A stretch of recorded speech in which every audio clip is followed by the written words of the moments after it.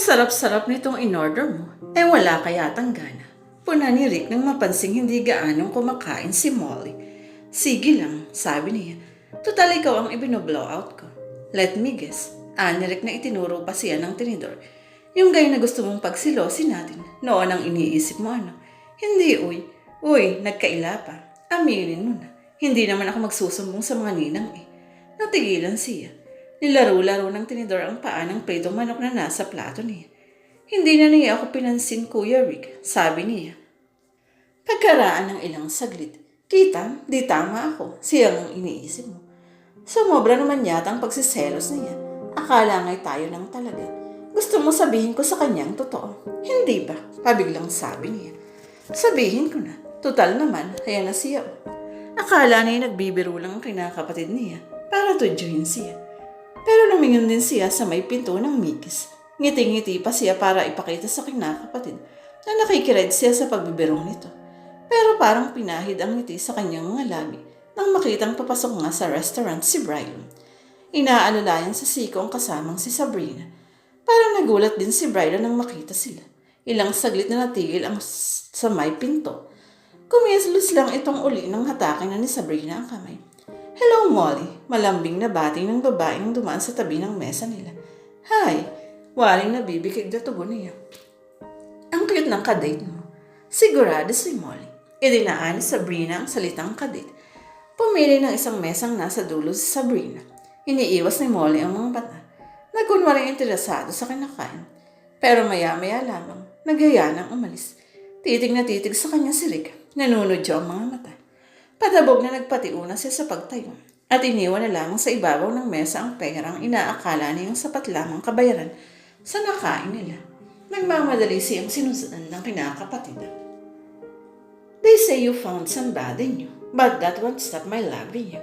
I just can't let you walk away. Forget the love I had for you. Inis na bumangon siya at umalis sa kama. Nilapitan ng stereo cassette sa ibabaw ng study table at pinihit ang dial. Nakokornihan siya sa naririnig na kanta. After fall, when I saw you in an arms of someone new. Isa pang corning kanta. Automatikong naghanap uli siya ng ibang estasyon. Parang napasang pinihit uli niyang dial. Bakit ba puro corning awitin ang natitempuhan niya? Natitigilang napatitig siya sa stereo cassette. Hindi totoong nakokornihan siya sa mga naririnig na kanta. Paano niya makokornihan ang mga klase ng awiting nung unay gustong-gusto niya?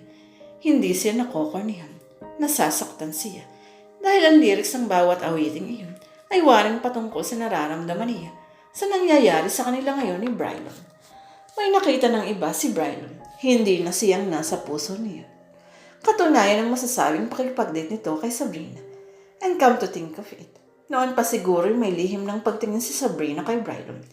Kaya madalas na minamatyagan sila kapag nilalapitan siya noon ni Brylon. Parang siya pa ang nagtulak kay Brylon patungo kay Sabrina. She has been waiting and I drove her to your side. Pinalabas niyang wala siyang damdamin kay Brylon na may iba siyang nagugustuhan. Naniwala si Brylon at ibinaling marahil kay Sabrina ang atensyon. I couldn't say the things I could have said. Refused to let my heart control my head. Natagpuan niya ang sariling di magawang pihitin muli ang dayan. Ang nadarama niya at ang sinasabi ng awitin na iisa. Nagtaka si Aling Ludi sa pasado alas 6 na ay hindi pa siya umaalis sa kama. Alas 7 ang simula ng klase niya sa umaga. Wala ba kayong pasok? Takang tanong ng ginang. Meron, Mami. Aniyang bahagya pang hinapit ang katawan ng kumot. Ba't hindi ka pa bumabangon? Parang hindi ko kayang pumasok. Napalapit sa kama ang mami niya. Sinalat siya sa noo. Wala akong lagnat, Mami. Aniyang iniiwas ang ulo. Ba't hindi mo kamo kayang pumasok? Para kasing nalalambot ako. Saka sumasakit ang tiyan ko. Ang lakas kasi ng mins ko. Meron ka ngayon? Maang na tanong ni Aling Ludi. Maagang ang dumating eh. Hindi ka naman dati nagkaka-menstrual pain Ano bang maganda kong inumin, Mami? Ako'y mido lang iniinom ko kapag ganyan. Pero mas mabuti na huwag kang mag-take ng medicine. Kung mild lang naman. Baka masanay ka. Ipahinga mo na lang. Sige, padadaanin kong daddy mo sa school niyo. Basta sabi kong hindi ka muna makakapasok ngayon. Nagilty siya ng hatdan pa ng mami niya ng breakfast sa higaan. Akala talaga'y may dinaramdam siya. Ngayong ang totoo ay nagdahilan lang siya para hindi makapasok. Ayaw niyang mapanood ang palabas na itatanghal sa school Nagagampanan niya na Brylon at Sabrina. Ayaw niyang lalong masaktan. Saka baka makahalata pa si Brylon sa true feelings niya. O kaya yung barkada. Alin sa dalawa. Maawa ang mga kaibigan sa kanya. O kantsawan siya. Mas mabuti pa yung ganitong nagsasakit-sakitan siya. Daanin na lang yun sa tulog. Ang pagpapalipas ng maghapon ay safe ang damdamin niya. Iyon ang akala niya. Pero hindi naman siya makakatulog. Mahirap pala yung walang dinaramdam at pinipilit lang matulog. Kung saan-saan napunta ang imahinasyon niya. Nasa na kaya sina Brylon sa dular sa mga oras na ito? Naisip niya.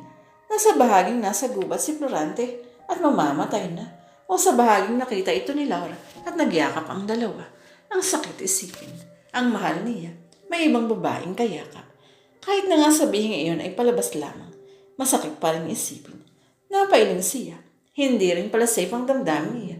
Kahit na ganitong malayo siya sa aktwal na palabas. Bakit ba absent ka kahapon? Gustong malaman ni Maricar. Ang lakas ng wins ko eh. Saka sumasakit ang tiyan ko. Aniyang pinanindigan na rin ang dinadahilan sa mami niya. Ang ganda pa naman ng program kahapon. Sabi naman ni Christine, hindi mo napanood. Sino bang may gustong umabsent? Ano kaya yun? Ani Richie na tumingitisin sa grupong kinabibilangay na Sabrina. Naghihintay din ang pagsimula ng flag ceremony ang grupo. May pinagkakaguluhan sila na hawak ni Sabrina. Nang tumingin si Sabrina sa gawin nila at mapunang nakatingin sila ay nakangiting lumapit ito. Gusto niyang makita ito habang iniaabot ang bungkos ng mga litratong hawak. Ano yan? Tanong ni Molly dahil parang siyang direktang kinakausap ni Sabrina. See for yourself. Anito. Kinuha niya ang mga litrato. Pakiramdam niya ng lamig ang kamay niya nang makitang kuha iyon ni Brylon at Sabrina habang gumaganap sa dula. Kay dali namang na-develop, naisip niya. Pero naaalala niyang mayroon pa nga palang 1 hour developing sa bayan. Hindi nag-aksaya ng panahon si Sabrina para ipadevelop ang mga sinabing larawan. Nakatingin sa likuran niya ang mga kaibigan. Kung hindi lang mahahalata ang nararamdaman niya, ibinigay na lamang sana niya ang mga larawan kina Richelyn at hinayaan ang mga ito na lamang ang tumingin. Ayaw niyang makita ang mga posing ni Brylon at Sabrina. Pero dahil tingin niya sadyang pinag-aaralan ng babae ang reaksyon niya, kunwari kaswal na pinasadahan niya ng tingin ng mga larawan. Ang pinakahuling shot ang nagdulot sa kanya ng pinakamatinding sakit ng loob. Kunwari naghihingalo si Brylon at kalong ito ni Sabrina iniiyakan. Hindi nakatakas sa kanyang atensyon ang pagkakadikit ng dibdib nito sa tapat ng mukha ni Eric. Sinadya ba ni Sabrina o talagang nadala ito sa eksena? Magaganda. Ani niyang isinasauli na kay Sabrina ang mga larawan. Magpapakopya nga ako ng para kay Florante. Nakangiting sabi ni Sabrina habang iniaabot ang mga larawan. Kumunot ang noon niya. So, Brylon, parang tatawang sabi ni Sabrina. Florante nang tawag ko sa kanya mula noon eh. Lang na naman kung tawagin na niya ako. Muli tila pinag-aralan ni Sabrina ang magiging reaksyon niya. How sweet, walang latoy na sabi niya sa may kibit ng balikat. Nagiging malulungkutin siya ng mga sumunod na araw. Hindi lang barkada ang nakakapuna kundi pati ang mami niya mismo. Tinatawanan lang niya ang pagpuna ng ina. Sasabihin walang nababago sa kanya. Pero waring maging si Marty na dating palabos ka sa kanya ay nanibago. Dahil kasi pinapatulan agad niya ito, kaya madalas silang maghabulan o magbangayan. Ngayon ay binabali, wala na lamang niya kahit ano ang gagawin ng kapatid. Kaya bandang huli na wala na ng thrill si Marty. Nabuskayin siya dahil hindi naman niya pinapatulan. Parang naging amenable pa nga ang mga bata. Pakiramdam niya ay nagang mabait sa kanya. Kabahit ang may halong pagtataka. Alam niya, gustong matuklasan ni Marty kung napapano siya. Hindi lang nito alam kung saan magsisimula ng pag-uusisa. Gusto mong magbike? Tanong nito minsan kadarating at abutan niyang nakatalong ko sa may garden set. Hila nito ang BMX na gagamitin lamang. Tinignan niya ang suot. Casual na t-shirt na Gucci at guhit ang shirt. Pwede naisip niya. Bakit nga hindi siya magbike at nang malibang? Tutal ay araw naman ng linggo at nagawa na niya ang assignment niya. Sige, sabi niya. Magpapalit lang ako ng digoma. Isinandal ni Marty sa dingding ng porch ang bike. Sumaglit siya sa sariling silid at sinuot ang puting digomang Adidas na may guhit na pula. Chine-check ni Marty ang gulong ng bike nang balikan niya. Saan ka magbabike? Tanong nito nang kunin niya rito ang BMX. Diyan lang sa palipaligid. Gusto mo hiramin ko yung bike ni Onald para may kasama ka? Hindi na lang. Aniyang ngumiti at ginulo ang buko ng kapatid. Parang nahihiyang ngumiti si Marty pero alam niya na gustuhan niya ito ang gesture niya. Thanks, Marty. Aniya na magmaneho ng palayo. Nagpaikot-ikot lang naman siya sa paligid ng area nila. Maya-may sinawaan siya at naisipang sa park magpunta. May 1 kilometro rin marahil ang layo ng park sa kanila. Pero gusto niyang mapagod. Kaya akala mo may kinakarera sa pagpapatulin siya ng takbo patungo sa park.